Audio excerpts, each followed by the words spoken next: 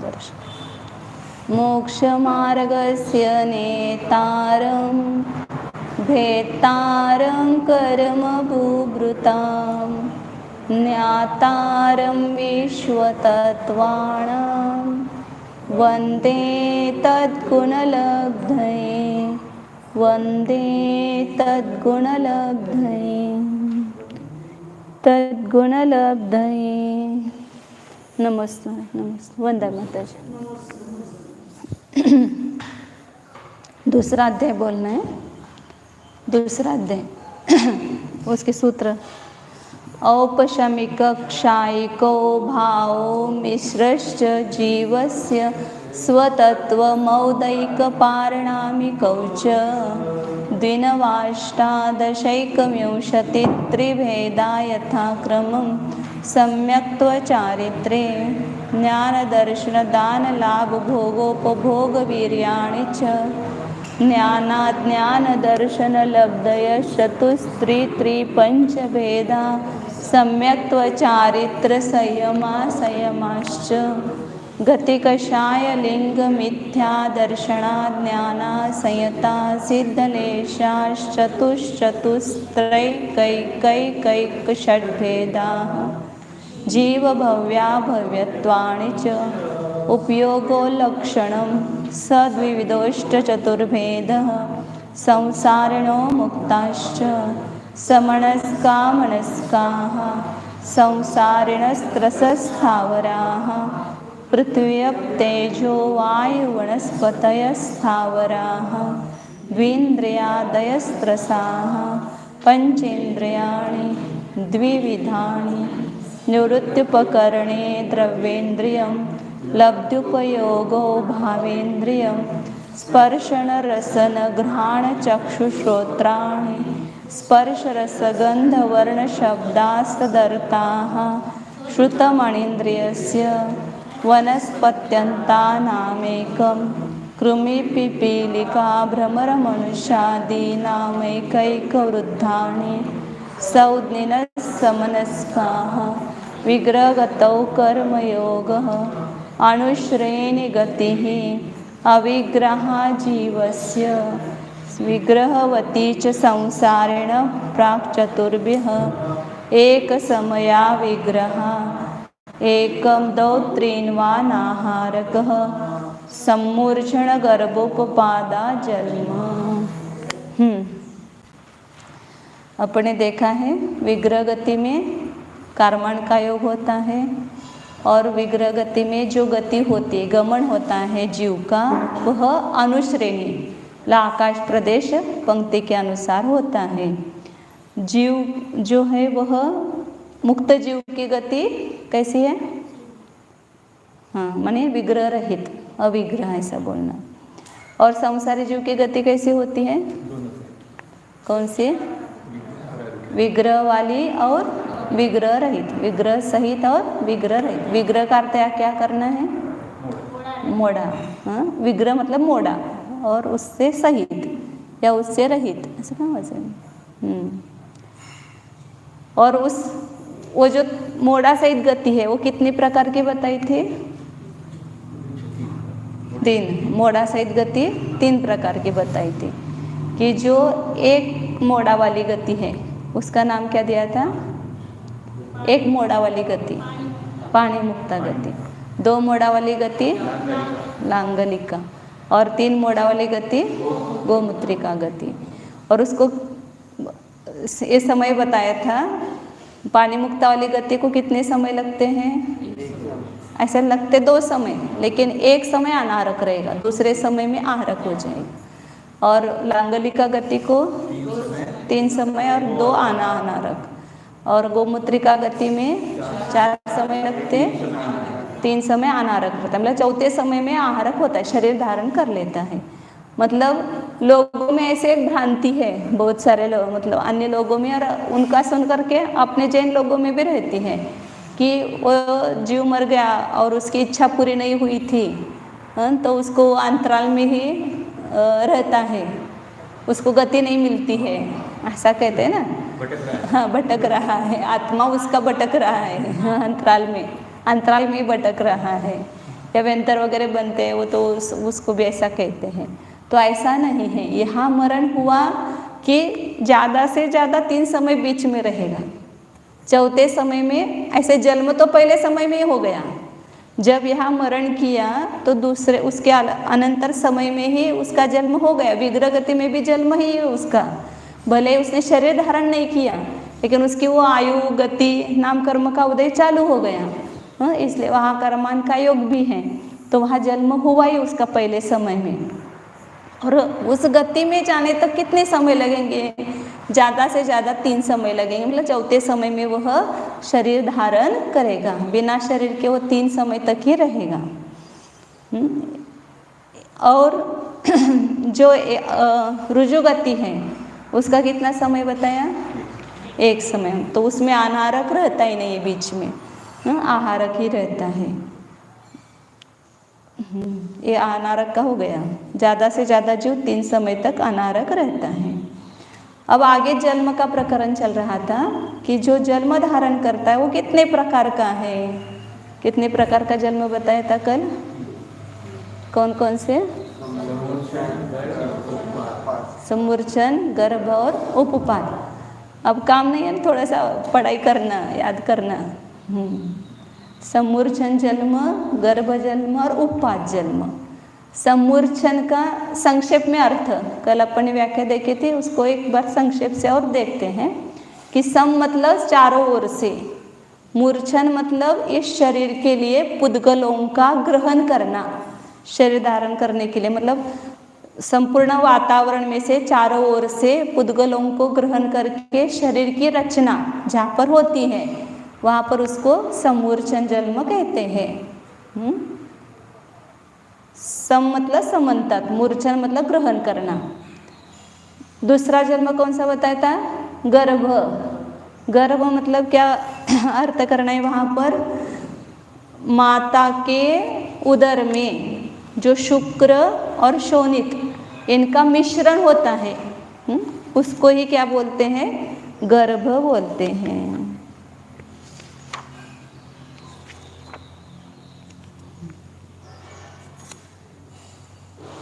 गर्भ का और भी एक अर्थ किया, गुरु धातु गरण, गरण से गर्भ शब्द बना है। तो स्त्री के उदर में शुक्र और शोणित के परस्पर मिश्रण, गरण मतलब मिश्रण, मिश्रण को गर्भ कहते हैं। और दूसरा माता के द्वारा जो उपभुक्त आहार है, माता जो भी खाती है तो उसका ग्रहण वो बच्चा करता है, तो उसको भी वहाँ पर गर्भ कहते हैं। ऐसे सर्वसिद्धि में 2 अर्थ किए उन्होंने। माता के द्वारा उपभुक्त आहार के ग्रहण होने को क्या कहते हैं? गर्भ कहते हैं। गर्भ का बच्चा जो है ना वो क्या खाता पीता है, तो माता जो खाती है वो उसको मिलता है। इसलिए बोलते हैं ना चरपरा नहीं खाना चाहिए, उसको तकलीफ होती है। ज़्यादा तीखा खाते हैं ना तो उस बच्चे को तकलीफ होती है, इसलिए नहीं खाना चाहिए। तो गर्भ कहा। और तीसरा जन्म कौन सा है? उपपाद। उपपाद मतलब उपेत्य पद्यते अस्मिन् इति उपपादः। उप और पाद शब्द है। उप मतलब उपेत्य मतलब प्राप्त हो करके, जिसमें पद्यते मतलब हलन चलन करना, मतलब वहाँ जाते ही जीव पैदा होते ही हलन चलन करने लगता है, इसलिए उसको उपपाद जन्म बोलते हैं। प्राप्त होकर जिसमें जीव हलन चलन करता है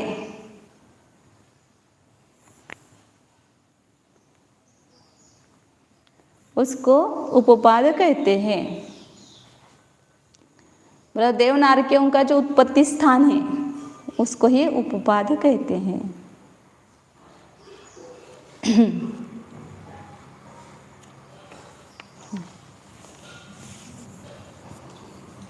तो ये जन्म के 3 प्रकार बताएं।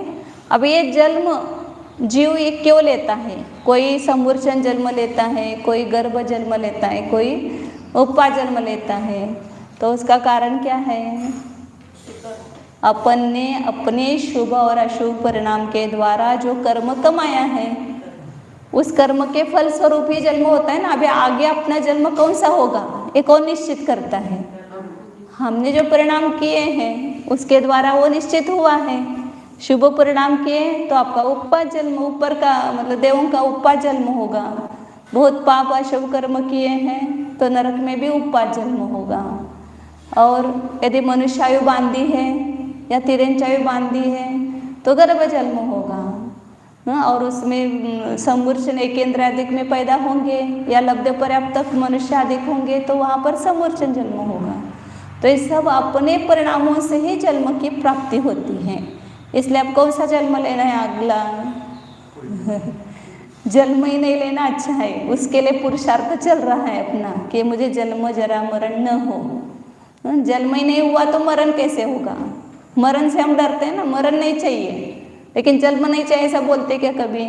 मुझे अब वापस जन्म नहीं चाहिए, मृत्यु न आए इसका तो हमें डर है, लेकिन जन्म का डर है क्या?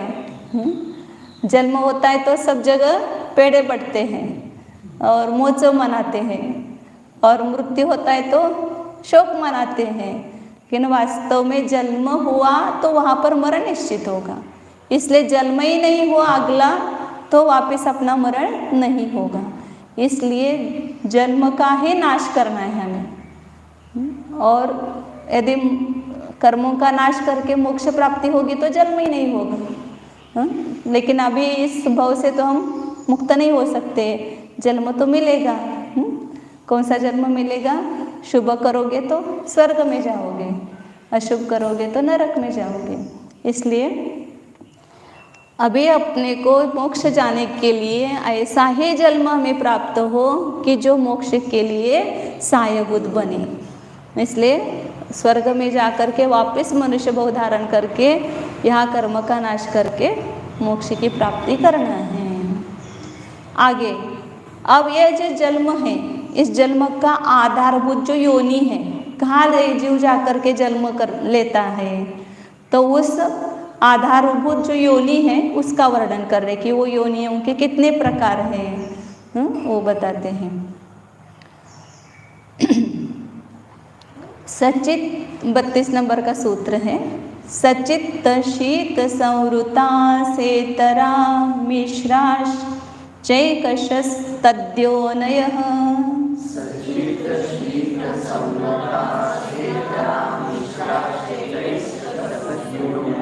मिश्राश रुकना, फिर चैकशस, फिर तद्योनयः।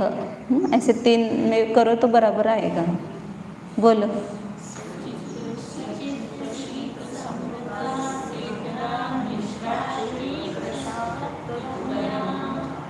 एक एक बोलना, बोलो सुजाता। संवृता ऐसा बोलना, संवृता।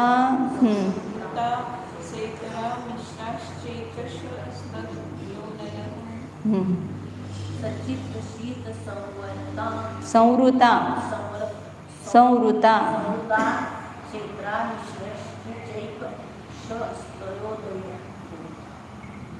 अच्छे तरह से बोलना चाहिए। बोला लिंकी दीदी।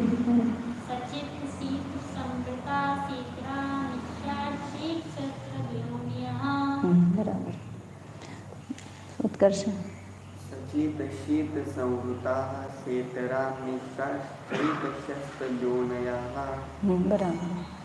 योनि बताया, तद योनयः लास्ट में ना, पहले संधि विच्छेद करते हैं। सचित शीत संवृताः सेतराः मिश्राः च एकशः तद योनयः।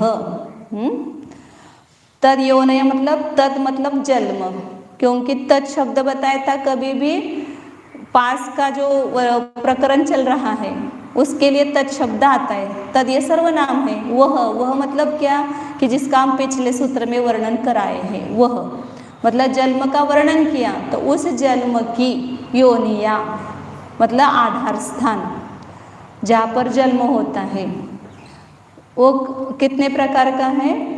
अंदर 9 प्रकार का यहाँ बताया है।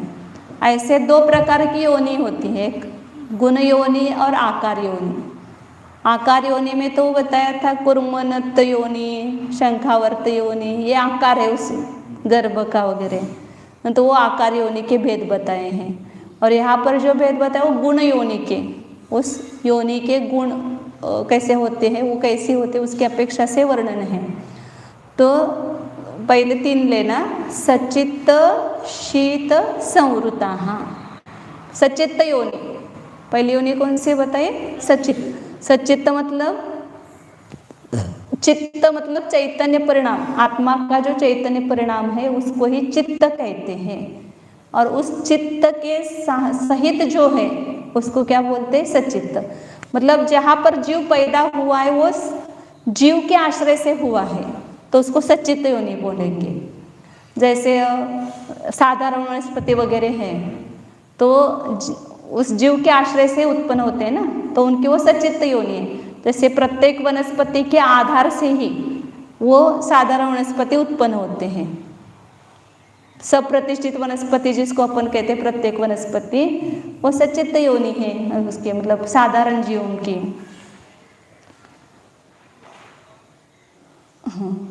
दूसरी योनि कौन सी है? शीत।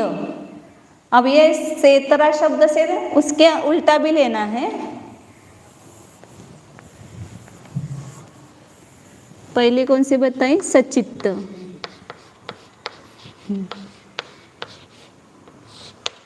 दूसरी है शीत।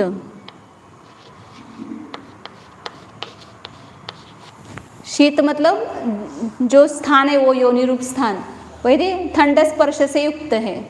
शीत गुण है और उस शीत गुण से युक्त द्रव्य जो है उसको भी शीत ही कहते हैं। जैसे अग्नि उष्ण है, पानी ठंडा है, तो पानी ये द्रव्य है ना, तो उसका जो गुण शीत है तो उस पानी को भी अपन शीत कहते हैं। तो शीत खाली स्पर्श है और शीत स्पर्श से युक्त जो है वो शीत कहा जाता है। और तीसरी कौन सी है? संवृत।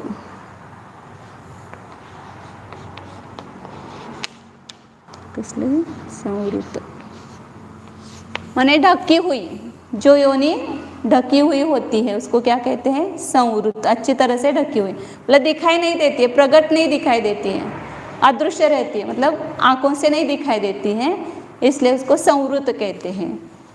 अब इसके सेतरा लगाना है, इतर सहित। ये तीनों भी योनियां इतर सहित है। इतर सहित है मतलब इससे विपरीत लगाना। सचित्त के उल्टा क्या लगाएंगे? अचित्त, मतलब 4 नंबर आएंगे। अचित्त योनि मतलब जहाँ पर जीव नहीं है, जैसे शक्कर पड़ी है वहाँ पर चींटियाँ हो गई तो अचित्त योनि हो गई ना। जो ये है कहीं पर भी अचित्त वस्तुओं के आश्रय से जीवों की उत्पत्ति होती है। कुछ गिर जाता है तो वहाँ पर भी चींटियाँ उत्पन्न होती हैं, या जो रात में कीड़े वगैरह उत्पन्न हो जाते हैं, सब ये अचित्त योनि है उनके। तो ये जीव से रहित। सचित्त मतलब वहाँ पर जीव सहित है और अचित्त मतलब जीव रहित है। शीत के उल्टा क्या होगा? उष्ण। वो योनि स्थान का स्पर्श यदि उष्ण होता है तो वो योनि उष्ण योनि का, जैसे अग्नि का एक जीव है। अभी सबका लगाएंगे अपन। अग्नि का एक जीवों की जो योनि है वह कैसी है? उष्ण योनि है। और इससे उल्टा संवृत के उल्टा क्या लगाएंगे? विवृत मतलब खुली योनि। जैसे ये विकलत्रय की योनि खुली है, जैसे वो चींटियाँ वगैरह पैदा होती है जहाँ पर भी वो योनियाँ प्रकट दिखाई देती है, तो इसलिए वो विवृत योनि कही जाती है। अब किसकी कौन सी है अपन लगाएंगे? पहले अर्थ कर रहे हैं उसका। संवृत मतलब ढकी हुई, विवृत मतलब खुली, मतलब ढकी हुई नहीं है, वो विवृत। इस प्रकार इतर सहित लिया। फिर मिश्राहा, मिश्र योनि मतलब कोई योनि इन दोनों का मिश्रण करके होती है, उस योनि में दोनों गुण रहते हैं तो उसको मिश्र योनि कहेंगे। तो जो योनि कुछ सचित्त है उसका कुछ भाग जीव सहित है, कुछ भाग जीव रहित है, तो उसको क्या बोलेंगे? मिश्र योनि। सचित्ता चित्त मिश्र। 7 नंबर सचित्ता चित्त।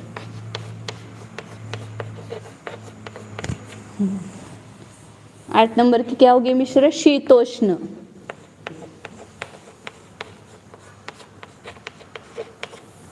और 9 नंबर की होगी संवृत विवृत।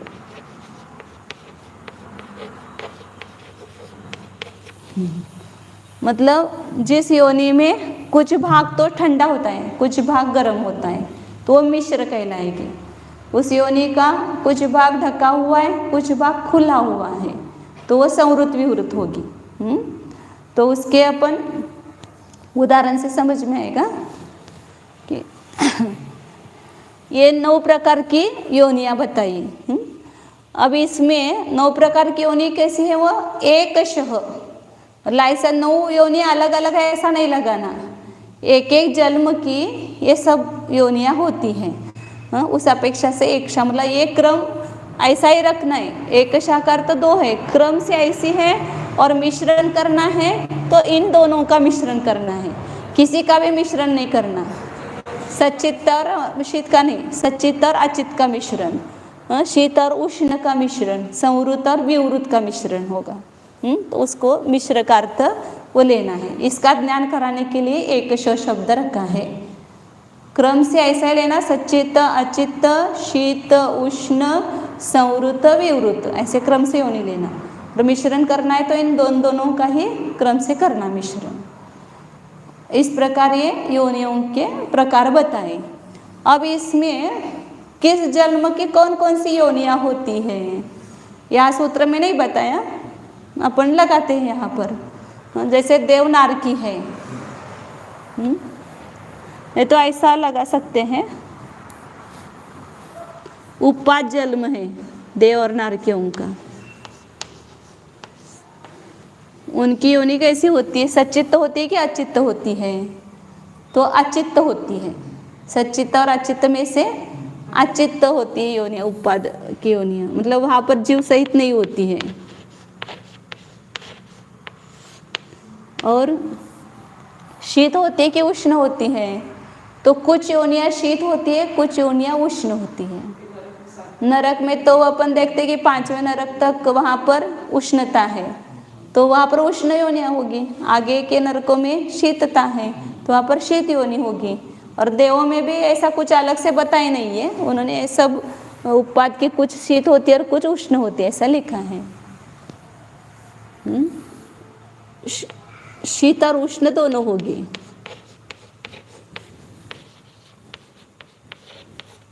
मिश्र नहीं दिया उसमें। और संवृत होती कि विवृत होती है? संवृत होती है।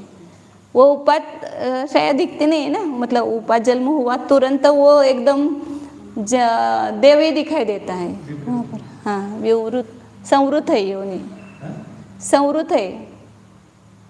देव और नारकियों की जो हाँ वो दिखाई नहीं देते हैं, ढके हुए हैं, ढके हुए हैं, इसलिए वो संवृत ही लिखा होगा।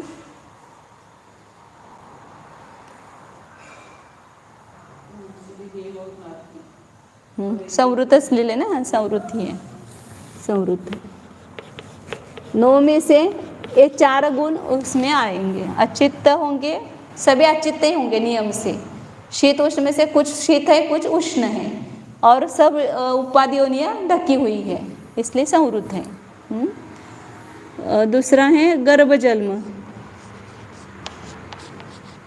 गर्भ जन्म की योनियां कैसे होगी? सच्चित्ताचित्त मिश्रण होगा ना। हाँ, माता का जो आत्मा है वो सच्चित्त मतलब है वहाँ पर, और जो शुक्र और शोणित है वो अचित्त है।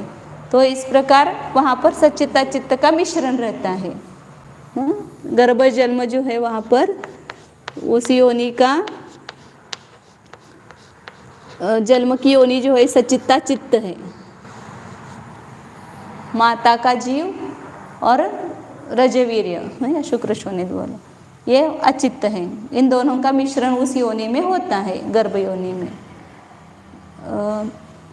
वो कैसे गर्भजीवों की योनि में 3 शीत होती है, उष्ण भी होती है और शीतोष्ण भी होती है। कुछ योनियां तो ठंडी ही होती है, शीत ही होती है, कुछ उष्ण ही होती है, और कुछ शीत और उष्ण दोनों का मिश्रण रहता है।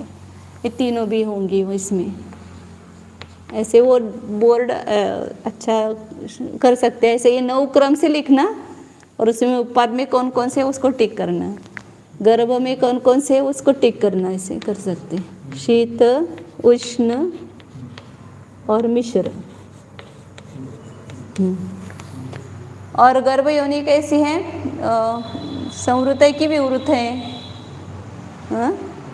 दोनों मिश्र ही होगी ना वहाँ पर। थोड़ा भाग ढका हुआ है, थोड़ा भाग खुला हुआ है योनि का, इसलिए वो संवृत विवृत मिश्र ही आती है। संवृत विवृत मिश्र मतलब अलग अलग नहीं लेना, मिश्र ही लेना केवल, ये मिला करके। कुछ भाग जिस योनि का खुला है और कुछ भाग ढका हुआ है तो उसको मिश्र योनि बोलते, संवृत विवृत। गर्भ योनि के ये गुण है। और समूर्छन,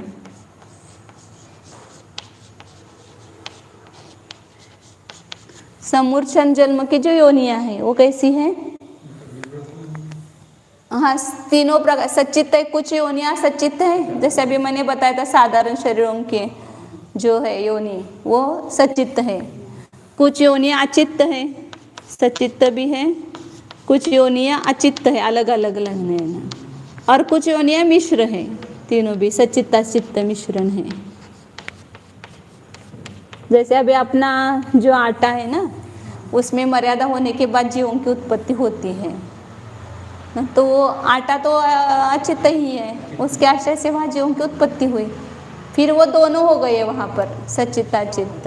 हाँ, तो उसके बाद और जीव उत्पन्न होंगे उसमें, ऐसा लगा सकते हैं, दूसरा भी लगा सकते हैं। हाँ हाँ, ऊपर की जो पृथ्वी है वो अचित्त रहती है और उसके अंदर भीतर है वो सच्चित, ऐसा लगा।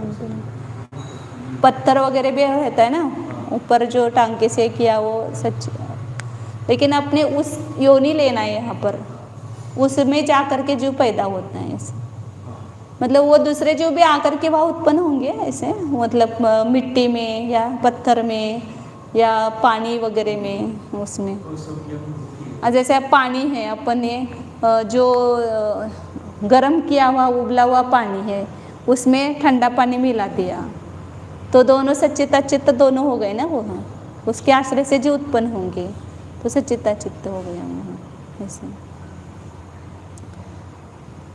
आगे कौन सा? समूर्छन जीव सच्चित अचित्त सच्चित अचित्त है। हाँ, अब शीत उष्ण और इसमें तो उसमें जो अग्निकायिक जीव है समूर्छन, उनकी उष्ण ही योनि होती है। बाकी समूर्छनों की सभी प्रकार की होगी, किसी की शीत, किसी की उष्ण, किसी की शीत उष्ण मिश्र, इस प्रकार।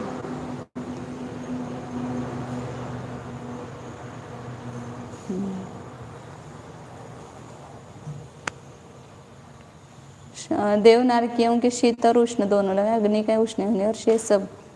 अग्निकाय के सिवा चारों स्थावरकाय विकलत्रय सब पंचेंद्रिय तिर्यंच, इनकी तीनों प्रकार की योनि होती है, शीत उष्ण और शीतोष्ण, ये तीनों प्रकार होते हैं। शीत उष्ण और मिश्र।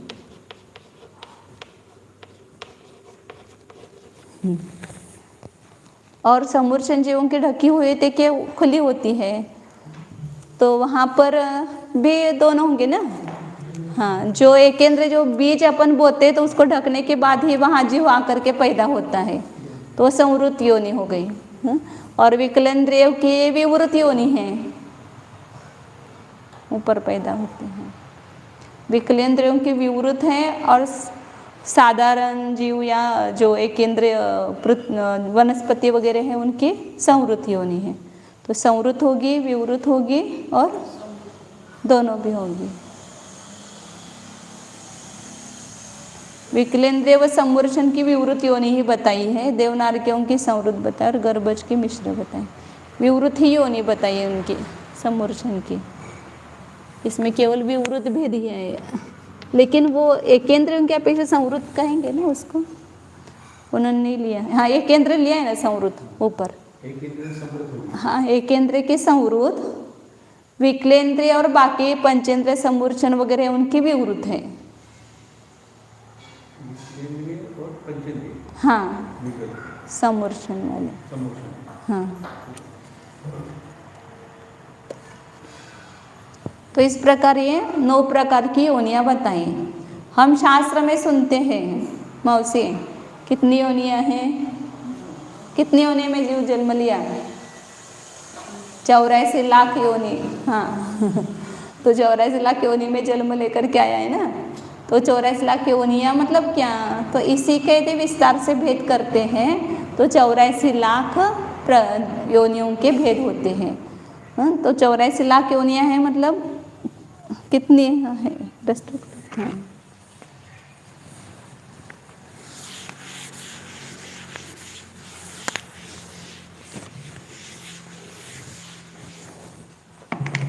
ये भी 84 लाख क्या है? योनियों के भेद ही है, प्रकार ही है। तो उसमें एक केंद्रीय जो जीव है इसमें भेद करेंगे 6। कौन कौन से भेद करेंगे? नित्य निगोद, इतर निगोद, ये साधारण वनस्पति के भेद। फिर पृथ्वी का एक, जल का एक, अग्नि का एक, वायु का एक। हाँ, ये 6 भेद हो गए ना। तो इनकी कितनी योनियां हैं? प्रत्येक की 7-7 लाख योनियां हैं। नित्य निगोद की 7 लाख, इतर निगोद की 7 लाख। मतलब एक योनि में बहुत सारे जीव जन्म लेंगे ना उस एक प्रकार की योनि में। तो उतनी योनियां बताई उसकी। 6 बताई मैंने। नित्य निगोद, हाँ, इतर निगोद, पृथ्वी, जल, अग्नि और वायु। उनकी मतलब 6 हो गए ना। नित्य निगोद, इतर निगोद, पृथ्वी का एक, जल का एक, अग्नि का और वायु का एक। इनके प्रत्येक की कितनी है? 7-7 लाख। 7 लाख। अब ये प्रत्येक की 7-7 लाख मतलब 6 की मिलकर के कितनी हो गई? 7 लाख को 6 का गुना करो। तो सबकी मिला करके कितनी हुई? 42 लाख हुई।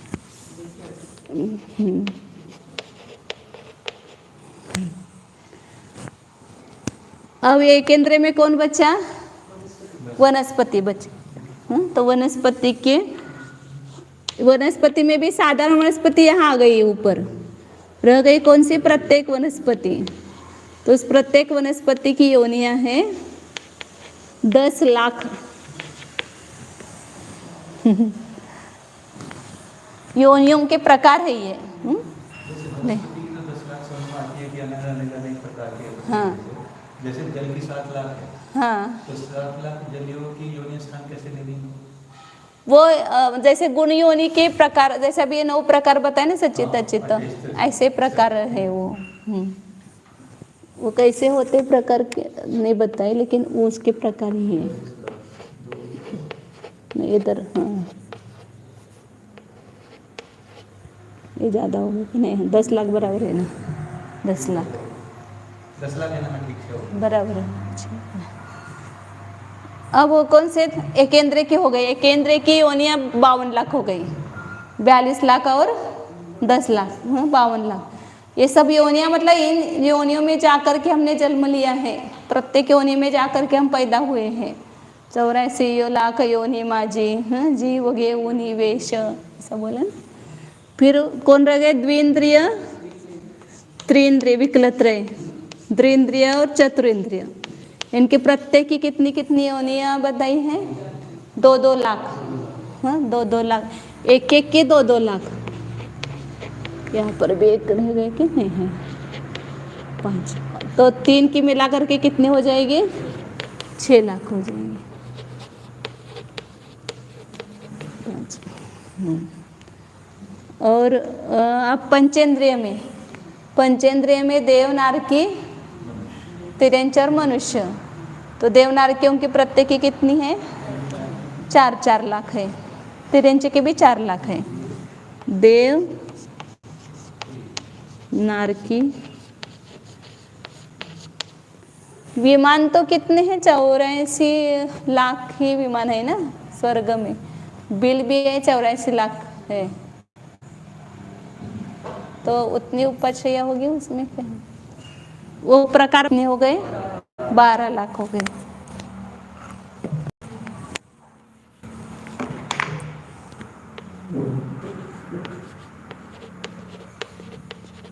बारह लाख कैसे 84 लाख कैसे होते वो समझ नहीं यहाँ पर। 84 लाख योनियाँ हैं तो देवनार की और तिर्यंची की प्रत्येक की 4-4 लाख है तो तीनों की मिलकर के 12 लाख योनि हो गई। और सबसे ज़्यादा है मनुष्य की योनि है प्रकार 14 लाख है। मनुष्यों की संख्या है कम, संख्या थी लब्ध पर्याप्त मनुष्य है असंख्यात, लेकिन ऐसे पर्याप्त मनुष्य है और 2.5 द्वीप में ही है, फिर भी उनकी योनियाँ सबसे ज़्यादा है। तो इसकी कितनी है? 14 लाख। 84 लाख हो गई क्या? देखो वहाँ, हाँ 5 0 तो दो, सब 5 0 है। 4 और 2 6, 6 और 6 12, 12 और 2 14। अच्छा 1 और 1 2 3, 4 और 4 8। इस प्रकार 84 लाख योनियाँ हैं, मतलब जीव जहाँ पर जन्म लेता है ऐसे योनियों के प्रकार है। और वहाँ जीव सब जगह भ्रमण करके आया है। कौन सा जीव भ्रमण करके आया है? तुम्हारा मेरा जीव, मेरा जीव इस 84 लाख योनियों में भ्रमण करके आया है। वापिस अब इस योनियों में अपने को जन्म नहीं लेना है। उसके लिए क्या करना चाहिए? रत्नत्रय की साधना करनी चाहिए। अब आगे बताते हैं कि जन्म के 3 प्रकार बताए थे। कौन से 3 प्रकार बताए थे? समूर्छन, गर्भ और उपपाद, ये 3 बताए थे। तो किन जीवों का कौन सा जन्म होता है उसके स्वामी बता रहे, उस जन्म के स्वामी बता रहे हैं कि कौन से जीवों का कौन सा जन्म होता है। 33 नंबर का सूत्र है।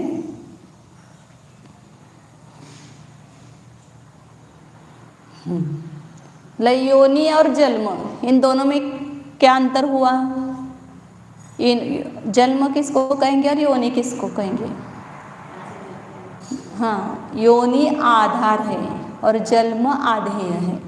मतलब जीव उस योनि में जाकर के जन्म लेता है, जहाँ उत्पन्न होता है उसको बोलते हैं योनि, तो हो गया आधार। और वहाँ जाने पर जो होता है क्या होता है? जन्म होता है, इसलिए वो क्या हो गया? आधेय। यहाँ पर जैसे मैं टेबल में बैठी हूँ, टेबल पर, तो टेबल मेरा क्या हो गया? आधार, और मैं आधेय। टोकरी में आम रखे हैं तो टोकरी क्या हो गई? आधार, और आम हो गए आधेय। उसी प्रकार जन्म है आधेय, वहाँ पर जाकर के जो जन्म लेता है, और वो स्थान जो हो गया वो जहाँ उत्पन्न हुआ वह आधार, उसको ही योनि कहते हैं। इस प्रकार योनि में और जन्म में अंतर है, आधार आधेय रूप अंतर है। योनि आधार है और जन्म आधेय है। अब कौन सा जन्म, किन जीवों का कौन सा जन्म होता है? 33 नंबर का सूत्र है। जरायुजाण्डज पोताणां गर्भः,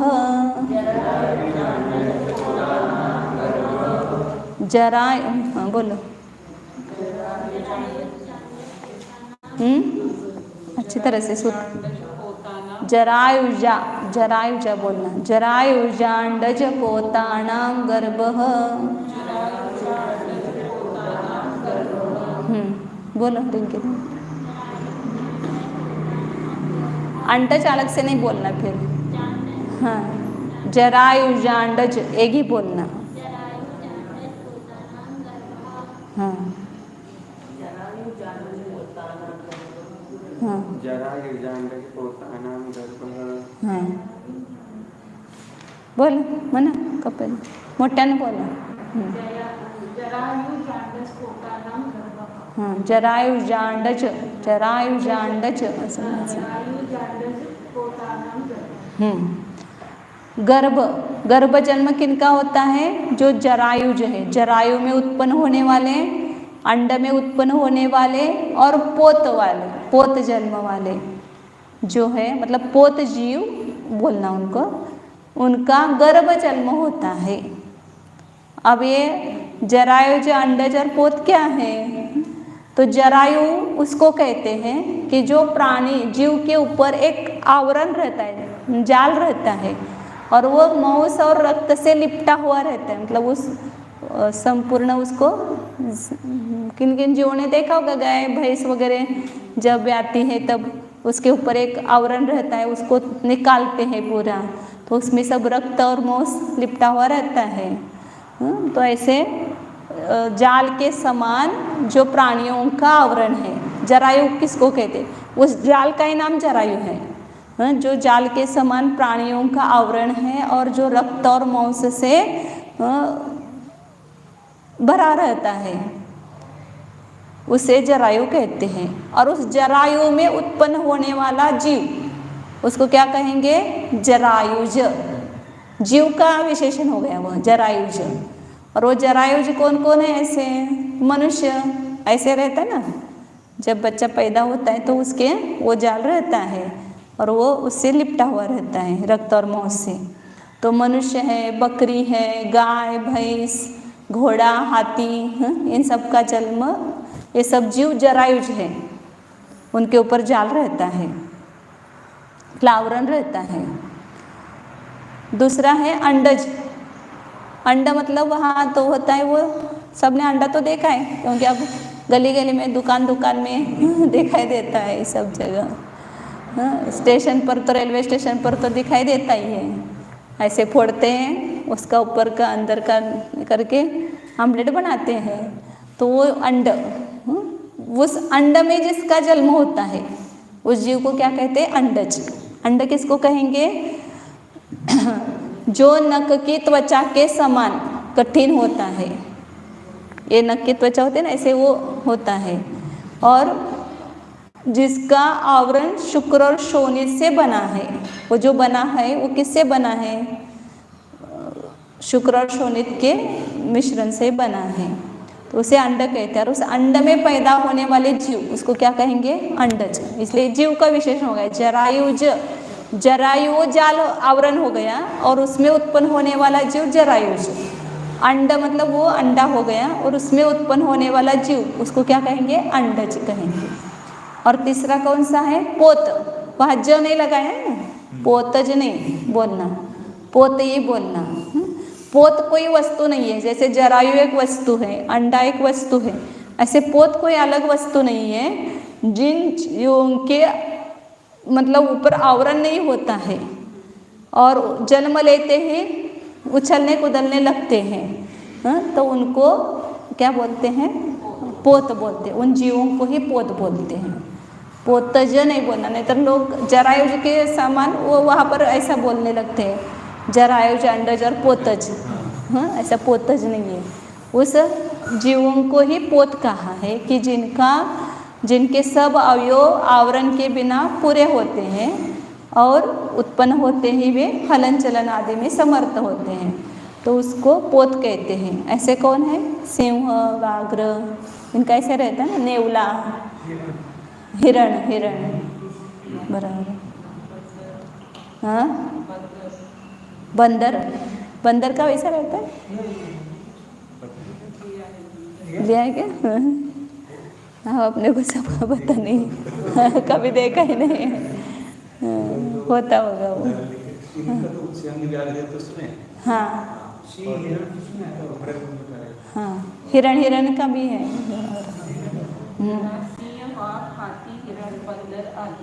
इन्होंने हाथी इसमें लिया है, जरायुज में लिया है। मुझे भी ऐसा लगा कि हाथी का होता है कैसे जरायुज, क्या पता, कभी देखा नहीं। हाँ, लेकिन हाथी का क्या होता है कभी किसी ने देखा नहीं है। इसमें उन्होंने वो पुस्तक में मैंने देखा तो उसमें हाथी को जरायुज लिखा, उसमें मुझे शंका हुई थोड़ी, उसको समझना पड़ेगा। हाँ हाँ, नहीं जरायुज है ना। तीर्थंकर का मतलब वो कहेंगे तो उनको जरायुज है उनके, लेकिन ऊपर नहीं रहता है ना तीर्थंकर के। हाँ हाँ, पोत लिया है क्या? यहाँ पे चक्रधर, वासुदेव और महाप्रभावशाली पुरुष जरायुज होते हैं, ऐसा नहीं। हाँ इसमें लिखा है हाँ। चक्रधर हाँ। वासुदेव और महाप्रभावशाली पुरुष जरायुज होते हैं हाँ। और मोक्ष भी जरायुज को ही प्राप्त होता है। नहीं, लेकिन तीर्थंकर का लिखा है क्या? पोत है, करता नहीं लिखा है, महाप्रभावशाली नहीं। उन्होंने क्या लिखा है उसमें? तीर्थंकर का पोत होता है ऐसा लिखा है क्या? अच्छा, क्योंकि तीर्थंकर का भाई जल में ऐसा होता है ना, वो स्वच्छ रहते स्फटिक के समान, गर्भ में उनको कोई मतलब ये नहीं होता है, बाहर निकलते वो जब उनको लेके जाते बालक को वहाँ, भी स्वच्छ रहता है, हाँ स्वच्छ गर्भ रहता है वहाँ, हाँ हाँ, वहाँ पर कुछ ऐसा गंदगी नहीं रहती, नहीं रहती है। बिल्कुल स्वच्छ रहता है। लेकिन वो मोक्ष जरायुज को ही होता है ऐसा बोलते हैं, तो उनको पोत कैसे बोलेंगे? नहीं, तीर्थंकर को तो मोक्ष होता है ना, फिर जरायुज को ही मोक्ष होता है ऐसा कहेंगे तो उनको पोत कैसे कहेंगे? वो एक अपवाद रूप से उनको एक अतिशय लेना पड़ेगा, उनका जन्म तो उनका जरायुज है, लेकिन वो एक अतिशय के कारण वहाँ पर उनको नहीं रहता है, वो गंदगी नहीं रहती है, स्वच्छ रहता है। पोत में भी दोनों तरह का दिया है, एक तो जाल नहीं होता उसके ऊपर, और जो उत्पन्न होते के साथ ही चलन फिर कर देते हैं, तो भगवान तो ऐसा नहीं होगा कि जन्म लेते कि चल फिर कर सकते हो, तो चलने कूदने लगते हैं वो तो क्रम से ही करेंगे ना, वो रांगना और उठ खड़े रहना फिर चलना वगैरह। तो इसलिए उनके जरायुज मोक्ष भी जरायुज को प्राप्त होता है। हाँ ऐसा बोल, ठीक है। तो समझना इसमें, तो ये 3 स्वामी बताए, जरायुज जीव, अंडज और पोत जीव, इनका नियम से कौन सा जन्म होता है? गर्भ जन्म होता है। फिर बाकी के जो दो जन्म हैं वो किन के होते हैं वो बता रहे हैं। 34 और 35 टाइम हो गया है, कर लेते हैं, सूत्र भी नहीं लिखा इसने। हाँ, 2:45 बज गए ना, कर लेते हैं। ऐसे सरल है, इसमें कुछ नहीं है। देवनारकाणाम उपपादः, देव और नारकियों का उपपाद जन्म होता है, उनके उपाध्याय होते हैं और वहाँ पर वो उत्पन्न होते ही वो भी हलन चलन करने लगते हैं, तो देव और नारकी जीवों का उपपाद जन्म होता है। और शेषाणाम सम्मूर्छणम, इनको छोड़ करके, मतलब जरायुज, अंडज, पोत और देवनारकी, इनको छोड़ करके जो भी जीव है उन सबका जन्म कौन सा है? सम्मूर्छन जन्म। मतलब कौन आएंगे शेष में? 5 स्थावर का है, पृथ्वी, पानी, अग्नि, वायु, वनस्पति, और इनका सम्मूर्छन जन्म है। विकलत्रय जीव, इनका सम्मूर्छन जन्म है। और लब्ध पर्याप्त मनुष्य, और कुछ तिर्यंच है जो पर्याप्त भी और अपर्याप्त भी, उनका भी सम्मूर्छन जन्म होता है। तो इसलिए जो द्विंद्रिय, त्रिंद्रिय आदि जीव है उनका सम्मूर्छन ही जन्म है। इसलिए इसमें 2 तरफ से लगाना है एवकार, दोनों ओर से नियम लगाना है। अब तीनों सूत्रों का देखो एवकार, जरायुज, अंडज, पोत जीवों का ही गर्भ जन्म होता है, या इन जीवों का गर्भ ही जन्म होता है। ये ले लो पहले, जरायुज, अंडज, पोत जीवों का गर्भ जन्म ही होता है। और गर्भ जन्म किसका होता है? जरायुज, अंडज, पोत जीवों का ही होता है, अन्य किसी का नहीं। मतलब पहला जो एवकार लगाया वह जरायुज, अंडज, पोत जीवों का गर्भ जन्म ही होता है, मतलब अन्य कोई जन्म नहीं होता है। और गर्भ जन्म इनका ही होता है, मतलब अन्य किन्हीं जीवों का नहीं होता है। दोनों में अंतर, में अर्थ में अंतर आता है।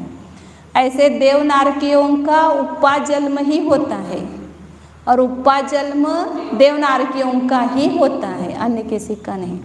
ऐसे ही शेष जीवों का सम्मूर्छन जन्म ही होता है, और सम्मूर्छन जन्म शेष जीवों का ही होता है। ये अवकार दोनों तरफ से लगाना। तो इसका अर्थ चींटी वगैरह अंडे से भी उत्पन्न होती है और वैसे भी उत्पन्न होती है, या वो इसका सर्प के भी अंडे होते हैं ऐसा बोलते हैं ना। हाँ हाँ, तो वो अंडज नहीं है। पक्षी जो है वो सब अंडज है। हाँ, जो भी कबूतर आदि है वो सब, तोता, कबूतर वगैरह सब अंडज है। तो इस प्रकार ये जन्म के स्वामी बताए। और योनि के भेद बताए। इसका अभ्यास करना, खाली सुनना नहीं, सुनने से नहीं आता है कुछ भी, खुद पढ़ाई करने से ही आता है।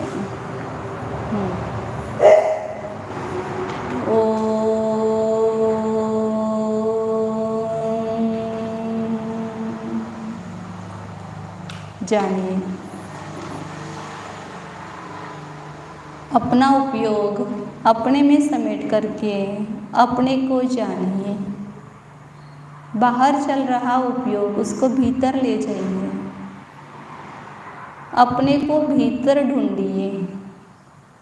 मैं अंदर ही है, इसी शरीर में मेरा मैं बसा हुआ है। शरीर में है लेकिन शरीर नहीं है। शरीर से भिन्न जो चैतन्य मूर्ति है वह मैं हूँ। ये सप्त धातु का पिंड शरीर मैं नहीं हूँ। जो असंख्यात प्रदेशी चैतन्य का पिंड है, अनंत गुणों का पिंड, ऐसा यह चैतन्य मूर्ति आत्मा मैं हूँ। भाव भाषण कीजिए। दो वस्तु है तो उसकी दो वस्तुओं की भिन्नता जानकर अपनी वस्तु में अपनत्व कीजिए। ऐसा ही तो व्यवहार में करते हैं। दूसरे की वस्तु और अपनी वस्तु में भेद करके अपनी वस्तु को ही हम ग्रहण करते हैं। यहाँ भी वही काम करना है। चैतन्य वस्तु को ग्रहण करना है, अन्य सभी वस्तुओं को अपने से भिन्न जानना है। शुद्ध चैतन्य सत्ता स्वरूपो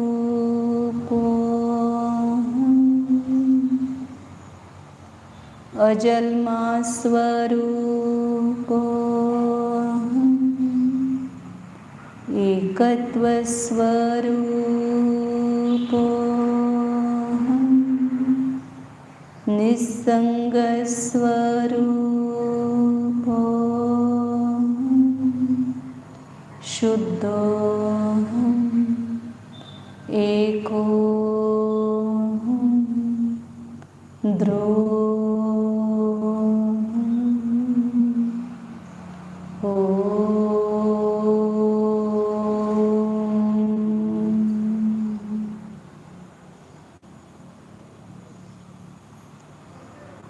विसर्जन।